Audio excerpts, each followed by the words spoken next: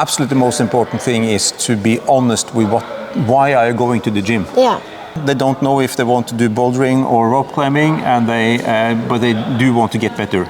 That's kind of the best prescription to have an injury. Yeah. The ones who are most injured are, it seems like they think that climbing is so special, it's something different than everything else, but it isn't. And then the body can do either get injured or adapt. Yeah. There's a limit to how strong you need to be. In climbing, or in life in general? If you see somebody climbing on the wall like this, should need some power. Yeah, maybe not clapping. I don't think I'm fast enough to do that, but I can watch you clap. Yesterday I made a post asking if you had any questions or ideas for what we could do. And some of the questions were about how to plan and schedule your own training. What are your thoughts about that? Should you? A lot of people do I did for a while, just go to the gym and try everything and get tired and go home. Don't think about the breaks. And I think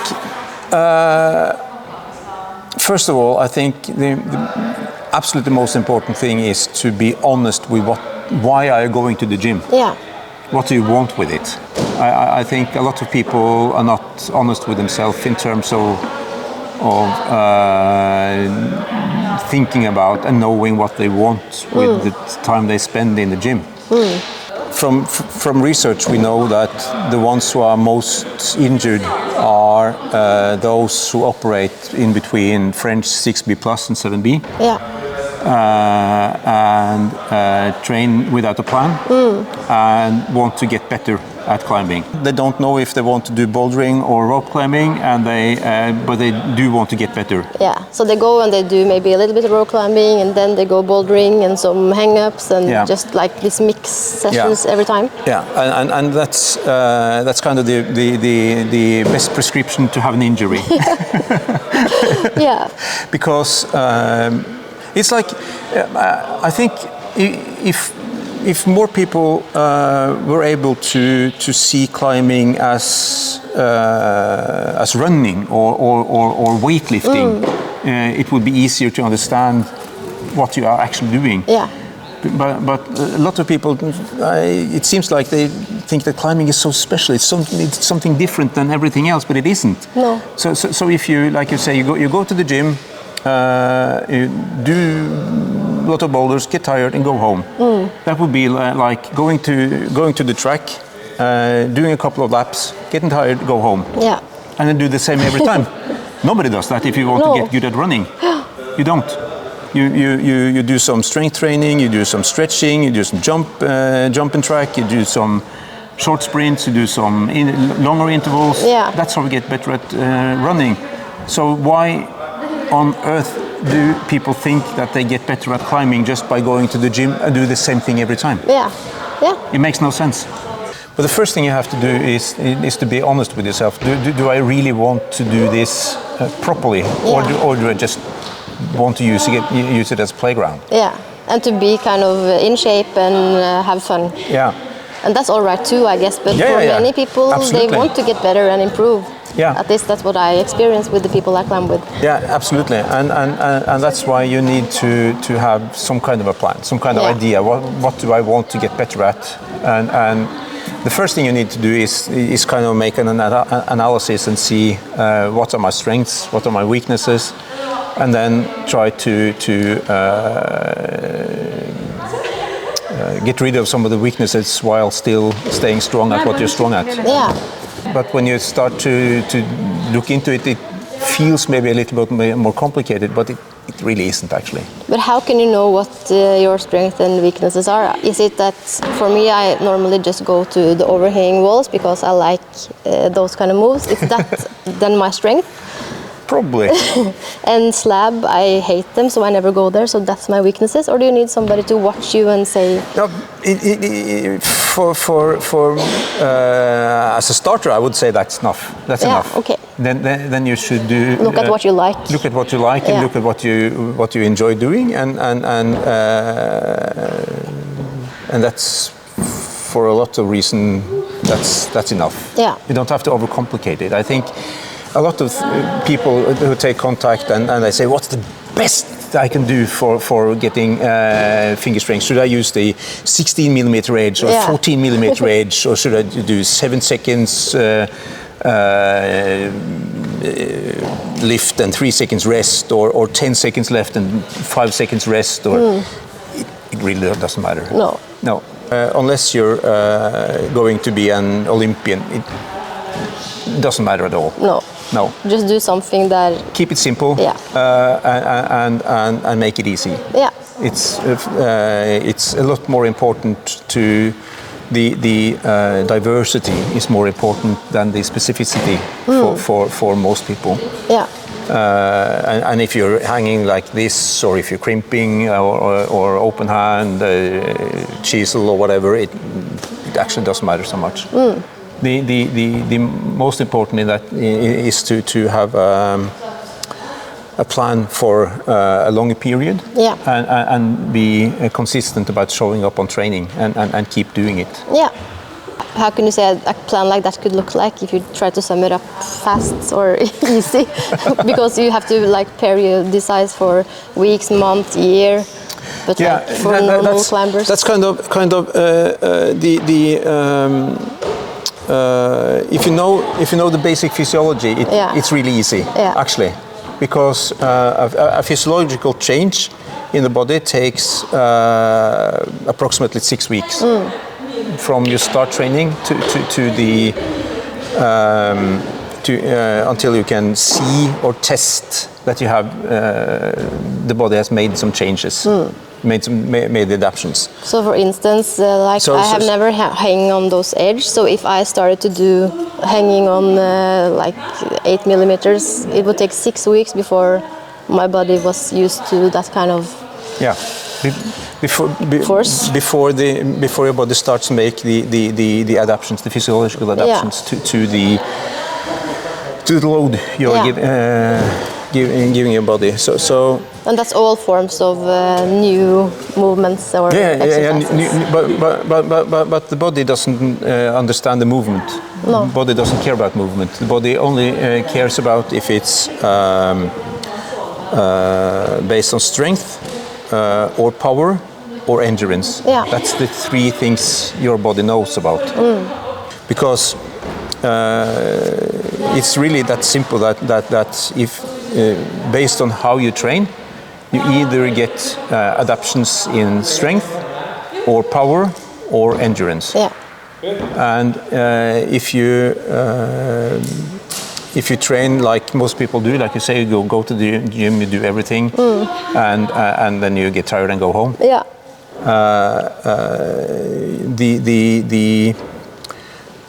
The message you send to your body is kind of blurry, because you tell your body that you want a little bit of everything. Like a potato. So what your body does is our bodies are kind of stupid and really simple. So what your body is doing is trying to avoid dying, of course. And then secondly, they try to be able to have sexual reproduction. And then they try to avoid sickness, and then they try to avoid injury, and that's everything the body is interested in. So when we are training mixed and giving the body mixed messages about what we want it to do, these are the four things it's interested in. And by training a lot of endurance, for example, then you're giving your body a signal that if you don't change, you're going to get injured. Because I'm going to keep doing these endurance circuits until something happens. And then the body can do either get injured or adapt. And then the body will adapt. So you need the signal to the body to be clear, concise, and over a period of time for the body to do the changes.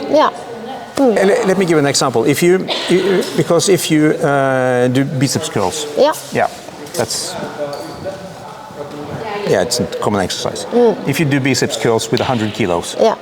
also very common, very and then your body is adapting to those 100 kilos by making it possible to do biceps curl with one repetition maximum is 100 kilos. Yeah. Then you're able to do maybe 120. Yeah. Because of the adaptations the muscle does, it always has something in spare. And if you train with 100 kilos, the body will adapt to that training and make it possible for you to lift with 120 kilos. Okay. And that's why you need to do the progression overload. You always have to change your training, because if you don't change the training, there will be no more adaptations. Yeah. And then you hit the plateau. And for all of those who go, maybe they think that pull-ups is a good exercise for climbing, and they go and they try to do 10, and then they can do 11. What are your thoughts about that? Should they instead try to use weights and do few, or is it okay?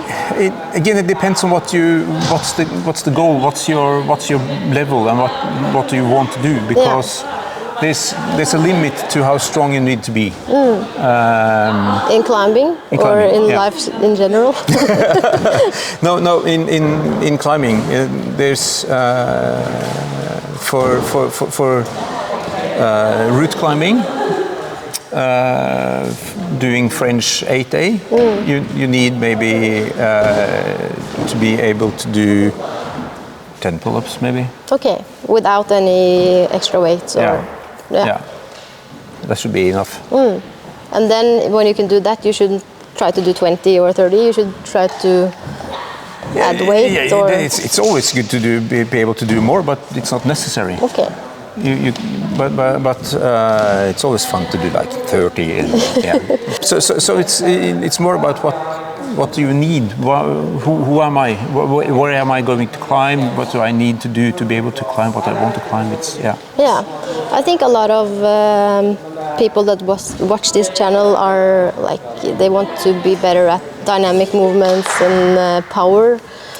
Training. And if you want to get better at dynamic movements and do powerful climbs, then you should do train power, because that's what you need.